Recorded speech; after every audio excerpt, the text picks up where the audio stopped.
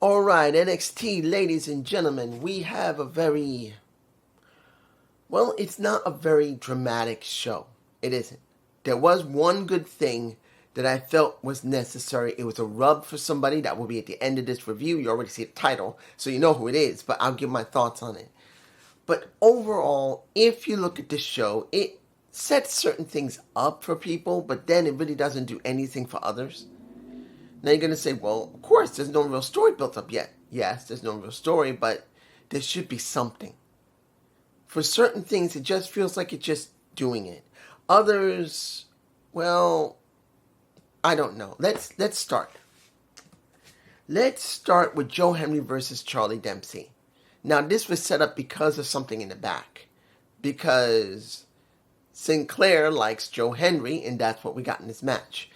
And Joe wins the match. Now, I want to make this very clear. Out of the matches we saw, this was the second best match for me. Because you did get a little bit of catch-as-catch-can wrestling, which was good. You did get a little bit of a story when it comes to Charlie Dempsey dealing with a Joe Henry.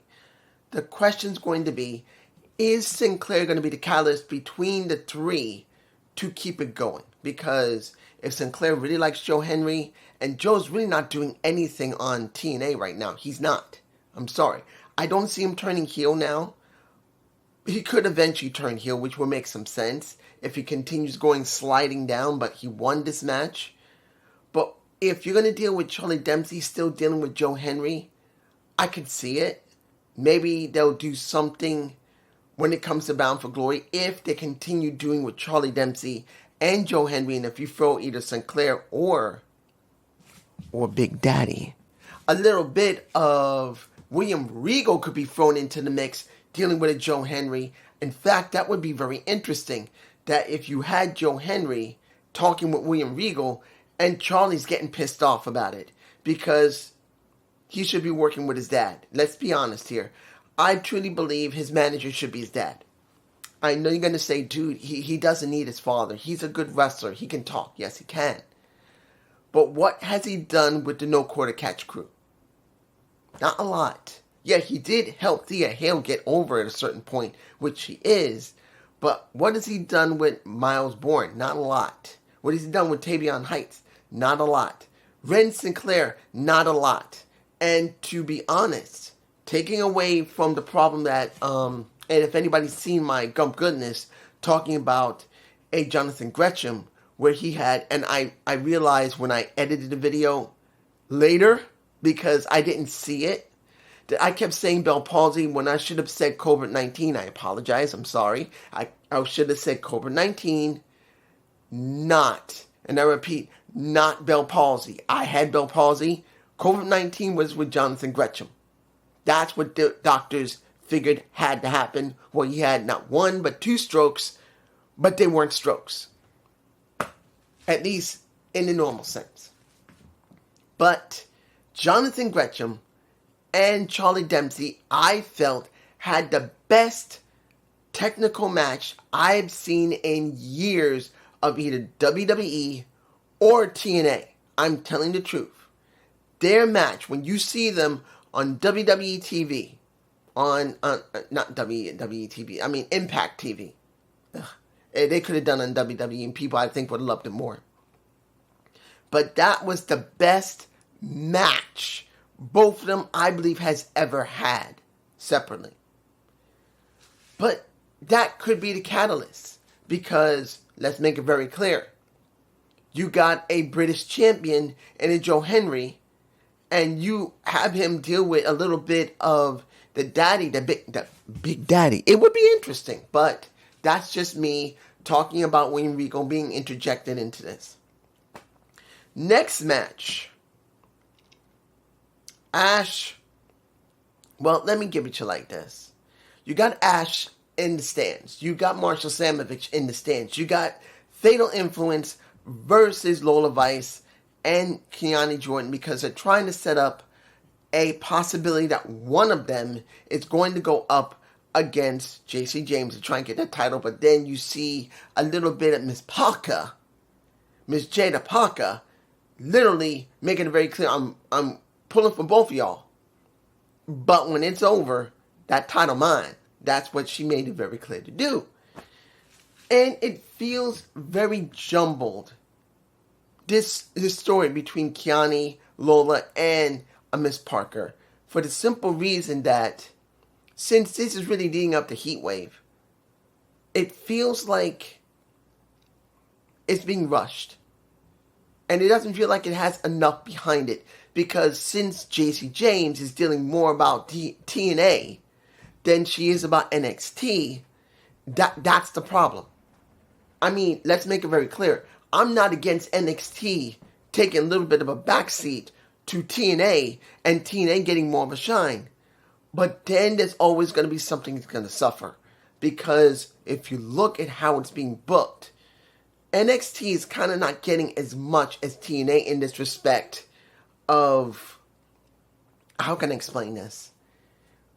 It's not about JC James's work talking on both NXT and Impact. It's not. It's a story for Kiani, Lola, and Miss Parker. Their stories are not being developed. They're like in a holding pattern until emergence happens and anything else goes on. That's the way it feels. And that's the problem for me personally. Of course, JC James won, no problem. Not JC James won. Kiani Jordan won, and JC James was the one who ate it. Now, I'm going to say this. That back fist, you heard that back fist. Well, technically, you heard the thigh of a Lola Vice where she smacked that ass pretty good. That was a hard smack that she did to her own self. But you get my point. She made it sound great. It sounded like she just tore her face off. That's how she lost. But still, it feels like Kiani, Lola, and Miss Parker's story has no real development. It's like they're waiting to get emergence over so they can move on. That's how it feels. Let me give it to like this. What did I really feel?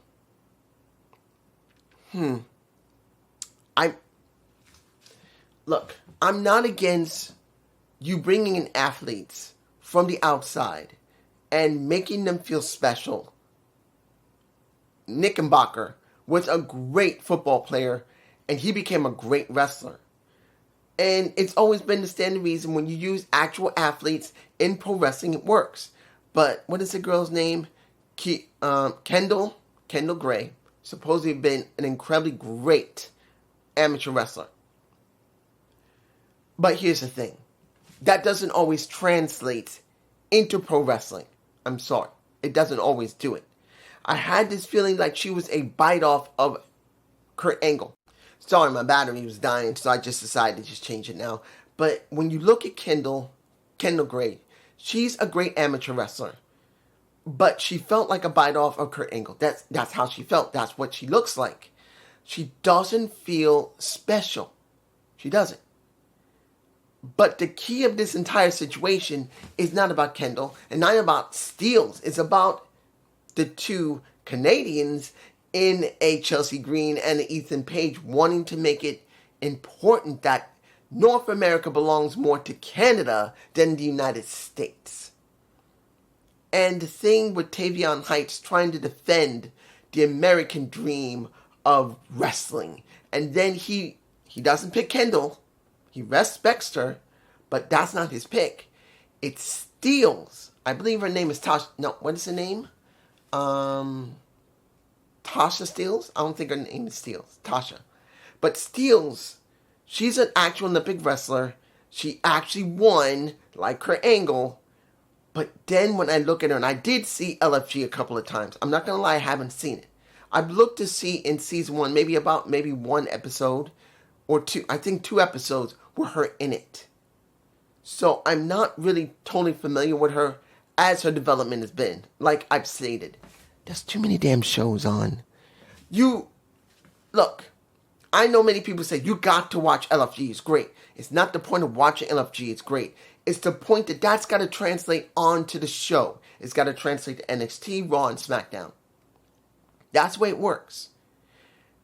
And unless they book her correctly, it doesn't make a difference how much we see of her in LFG. It makes no difference how much of her as being an Olympic athlete she was and won a damn medal. It must be translated correctly in how they book her. And when it came to Gray, she felt like a bite off of Kurt Angle. When I look at Steels, it feels the same. A bite off of Kurt Angle, which is not a bad thing, but like I said, they must book her correctly. They need to cook. They really need to. They got to cook Gray right, and they got to cook a Steels right. If they don't cook them correctly, it doesn't make a difference what their damn accolades are. They are screwed. They will not get anywhere. I'm just telling you how it feels. I'm being honest. I'm not saying that Gray didn't look good in the ring. She wasn't bad. And then we look at Steels, she looks good as well. But like I said, it takes more than wrestling.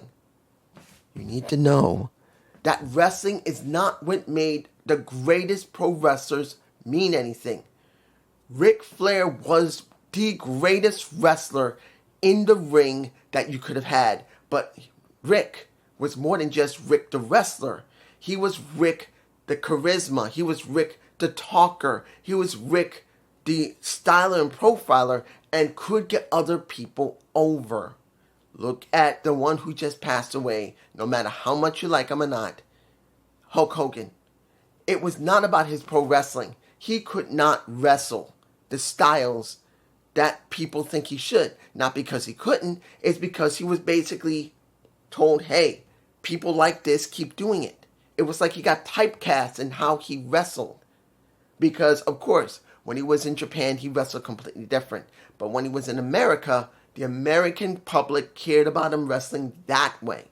So he was not getting over with his physical work as a pro wrestler. He was getting over with his character, the way he talked, the way he looked, how he was able to, when he wanted to, get people over.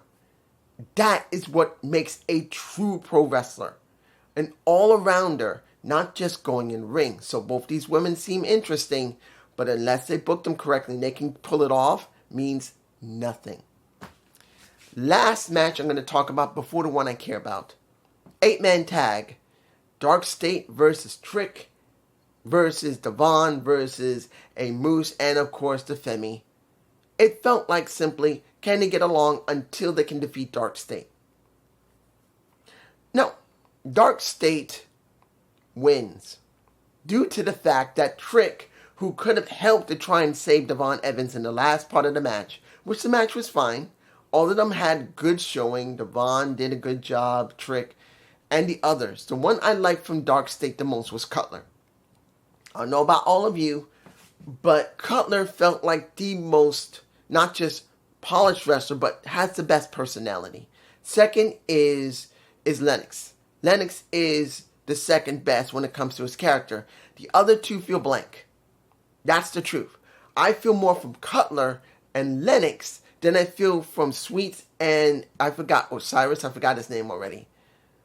But legitimately, I still don't feel them when it comes to NXT. They feel more substantial on TNA TV than NXT TV. But now, we're getting Emergence. We'll have Trick dealing with Moose to see if he's going to keep that title. I'm going to be honest here. I'm foreshadowing it. I just don't see Trick losing here. If they make Trick lose here, it makes no damn sense. He's too close to Bound for Glory. It makes no sense to make him drop it. Someone has to benefit from it. If they make him drop it now at Emergence, it's stupid. It doesn't make a difference if it's right or not that you got Trick holding that damn title. You got to make a proper payout.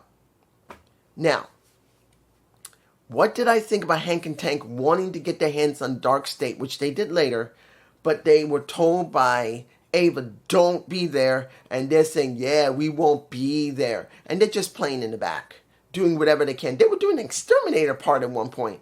Was it funny? It wasn't bad. I'm not going to say it was garbage. It was okay.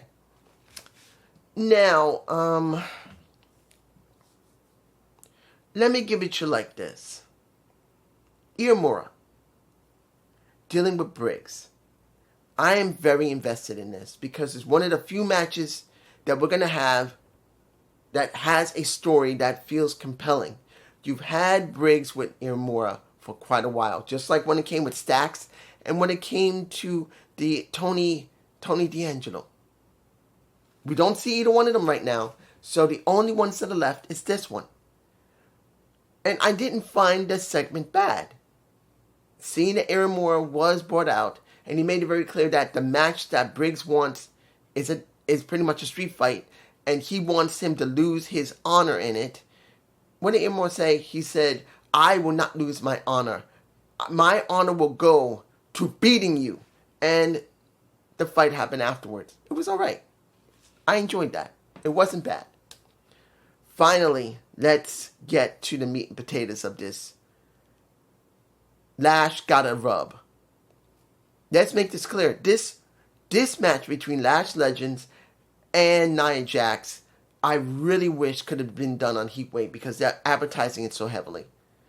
But when you look at Lash Legends, this was a moment for her to prove that when she's ready to go to the main roster, she can get the job done, not just in the ring, but her character. And I'm going to make this clear. This was the best match of the night for me. Seeing that she can match her blow for blow, she was able to, and understand, I will give Nia Jax her flowers, putting a guillotine onto Lash Legends, and Lash holding her and lifting her up, and then smacking her into not only her own side of her head a little bit, but also into the ring post. That was good. I gotta tell you this. This is a match that legitimately I think was way better than it should have been. And I'm not even saying Lash is a bad wrestler. She's not. But let's make this clear. If I had to compare Lash Legend to Nia Jax compared to a Jade Cargill and Nia Jax, let's be truthful here.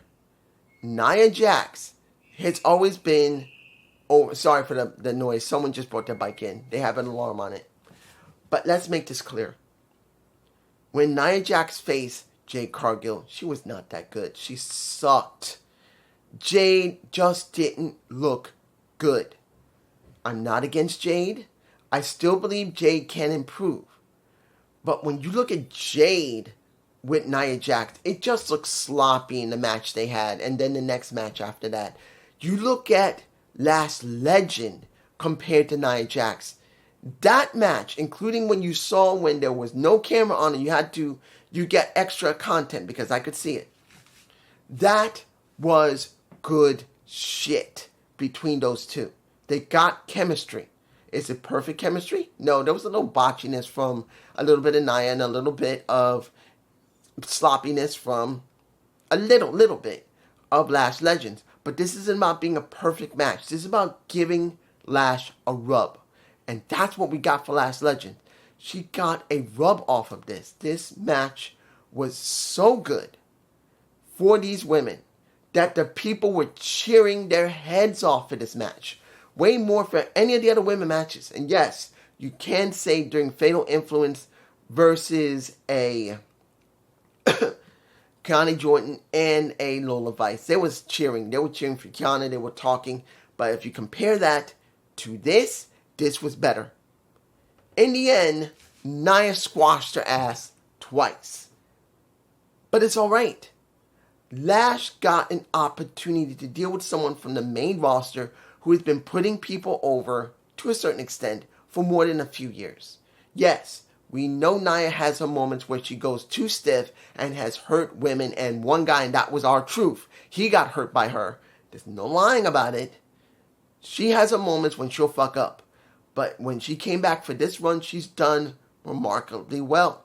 And this was the best showing for Nia Jax. Because she had chemistry with somebody that not only could go with her, but understood how to be able to work with her way better than Jade. I'm sorry. Jade just doesn't look good at this time. No matter how... And I'm going to make a comparisons between Jade Cargill and another wrestler, it's a male, who looked amazing, who had a good amount of look, a good amount of power, but could not translate. Ahmed Johnson. Let's be honest. Ahmed Johnson had the similar look like a Jade Cargill, cut out of granite. He had the look. He had some charisma, but when it came to really getting over, he couldn't do it. No matter, even if Vince did screw him to a certain extent, and he did, but still, he couldn't get over. The fans were just not behind him. And yes, Vince didn't really push him heavily. He did push him, but he just couldn't translate. And then you look at Jade, who looks like a Greek goddess, who's cut from granite, but she's not translating. She needs something. Mostly needs more work in the ring, but she needs something different. But this is just me, and I hope you enjoyed this NXT review. Give me a comment below. Peace.